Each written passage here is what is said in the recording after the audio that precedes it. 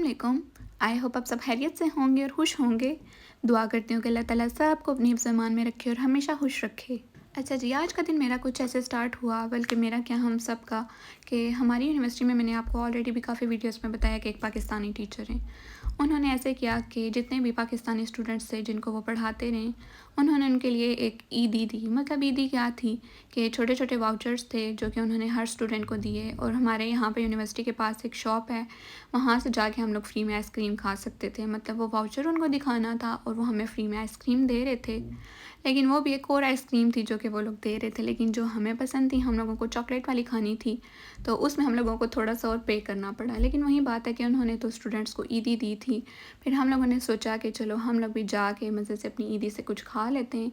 फिर ये वाली आइसक्रीम थी जो कि हम लोगों ने ली। ये यहाँ से मिलती है, बहुत ज़्यादा टेस्टी है, मतलब ज़्यादा मीठी भी नहीं होती और बहुत मज़े का इसका फ्लेवर होता है। तो ये तो हमारी अब फेवरेट आइसक्रीम बन चुकी है और हम लोगों को तो यही होता है कि हर दूसरे दिन जाके हम लोग ये खा लेते हैं। आज का दिन तो हमारे इसी तरह से गुजर गया था। सुबह तो पूरा दिन क्लासेस होती नहीं, फिर उसके बाद शाम को हम लोग बाहर निकल गए थे, आइसक्रीम वगैरह खाए, फिर वापस आए और फिर अपनी कुकिंग की, जो खाना शाना खाओ और दिन आपका ख़त्म हो जाता है। वैसे ही दिन था, ख़त्म हो गया।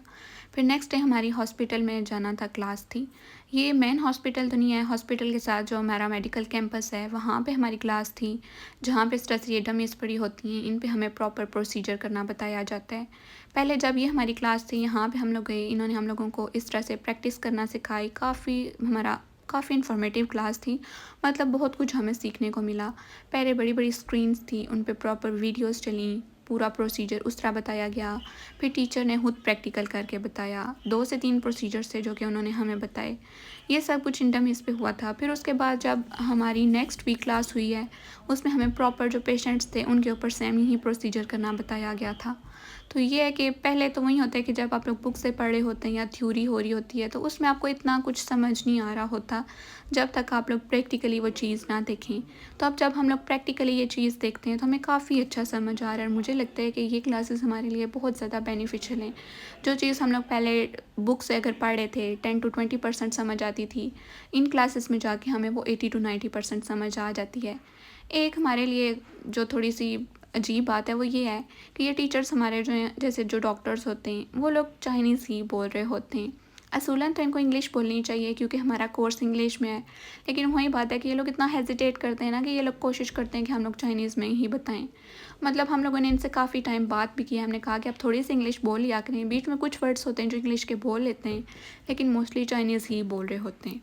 मेन प्रॉब्लम जो इन डॉक्टर्स को फेस करनी पड़ती है वो यही है कि चाइना में आपको पता है कि अपनी लैंग्वेज को कितना प्रमोट किया जाता है और इनकी बुक्स भी चाइनीज़ में हैं। हर टर्म इन्होंने अपनी चाइनीज़ में ही रखी हुई है, तो जितनी मेडिकल की टर्म्स हैं वो सारी इनकी चाइनीज़ में। और लेकिन वही बात है कि चाइनीज़ में इनके पास बहुत ज़्यादा नॉलेज है। ये टीचर्स अगर हम लोगों को चाइनीज़ में पढ़ाते हैं तो जितनी इनके पास नॉलेज है मुझे नहीं लगता कि किसी और के पास होगी। लेकिन वही चीज़ है कि ये उस चीज़ को इंग्लिश में ट्रांसलेट नहीं कर पाते।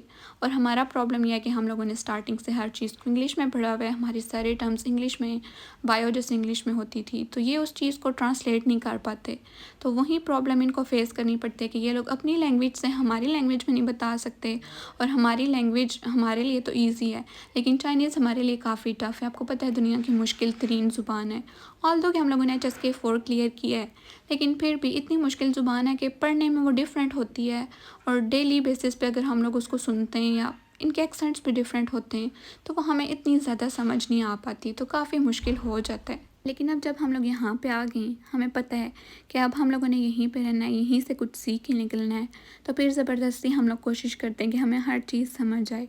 तो ये एक लेसन भी है उन स्टूडेंट्स के लिए जो कि चाइना आना चाहते हैं या कि अभी न्यू चाइना आएँ, उनको भी इस चीज़ से थोड़ी सी इन्फॉर्मेशन मिल जाएगी कि थोड़ा सा मुश्किल होता है, लैंग्वेज बैरियर काफ़ी ज़्यादा होता है। लेकिन अगर आप लोग स्टार्टिंग से यहाँ पे आके चाइनीज़ लैंग्वेज पे फोकस करते हैं, चाइनीज़ लैंग्वेज सीखते हैं, तो आगे जाके आप लोगों के लिए बहुत ज़्यादा आसानी हो सकती है। क्योंकि ये लोग तो अपनी उस चीज़ पे कॉम्प्रोमाइज़ नहीं करते, हमें ही करना पड़ता है, हमें ही हर चीज़ सीखनी है, हमें ही चाइनीज़ भी सीखनी है और हमें ही मेडिकल भी पढ़ना है, तो फिर हमें ही हर कोशिश करनी है। तो बेहतर है कि अपना टाइम वेस्ट करने के बजाय अगर आप लोग स्टार्टिंग से चाइनीज़ पे फोकस करते हैं, अच्छे से चाइनीज़ सीखते हैं, तो आगे जाके आप लोगों का बहुत ज़्यादा फ़ायदा होगा।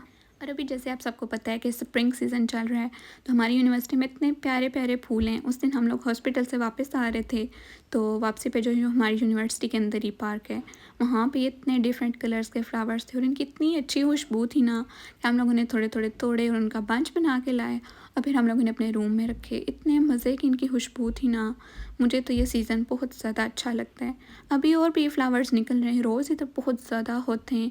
फिर जैसे जैसे न्यू न्यू यहाँ पे फ्लावर्स आते जाएंगे, मैं साथ साथ वीडियोस में आपके साथ शेयर करूँगी कि कितनी खूबसूरती है, कि अल्लाह ताला ने हर चीज़ कितनी खूबसूरत बनाई है, इनके कलर्स कितने खूबसूरत होते हैं। मुझे तो ये सीज़न बहुत ज़्यादा अच्छा लगता है। फिर ये एक ओल्ड लेडी थी जो कि ये हैंडमेड स्टफ़ सेल कर रही थी। इतनी प्यारी प्यारी चीज़ें थी ना, ये आप देखें कितनी क्यूट टॉयज़ हैं। काफ़ी एक्सपेंसिव सेल कर रही थी कि वही चीज़ें जो अगर हम लोग पिन दो दो से लें तो हमें काफ़ी रीज़नेबल मिल जाती हैं, और ये बहुत ज़्यादा डबल ट्रिपल प्राइस में सेल कर रही थी। हम लोगों ने बाय तो नहीं की, लेकिन वो देखने में इतना मज़ा आ रहा था, इनके कॉम्बिनेशंस इतने प्यारे थे, इतनी प्यारी प्यारी चीज़ें थी ना, मुझे बहुत ज़्यादा अच्छी लग रही थी। आई थिंक कि मैं बाय कर भी लूँगी पिन दो दो से, लेकिन अभी तो मुझे देखने में बहुत प्यारी लग रही थी। ये थी जी मेरी आज की वीडियो, जिसमें रैंडम रैंडम चीज़ें थी जो कि मैंने आपके साथ शेयर कर दी। होप सो वीडियो आपको अच्छी लगी होगी। वीडियो आपको अच्छी लगी हो तो वीडियो को लाइक कर दें, शेयर कर दें, चैनल को भी सब्सक्राइब लाजमी कर लें और बेल आइकन को भी मस्ट प्रेस कर लिया करें, ताकि कोई भी न्यू वीडियो आया करे तो उसका नोटिफिकेशन आपको मिल जाए करे और कोई भी न्यू आने वाली वीडियो आपसे मिस ना हो। इंशाल्लाह बहुत जल्द एक न्यू वीडियो में आपके साथ मिलूंगी। तब तक के लिए मुझे इजाज़त दीजिए। अपना भी ढेर सारा ख्याल रखिएगा और मुझे भी दुआ में लाजमी याद रखिएगा। अल्लाह हाफिज़।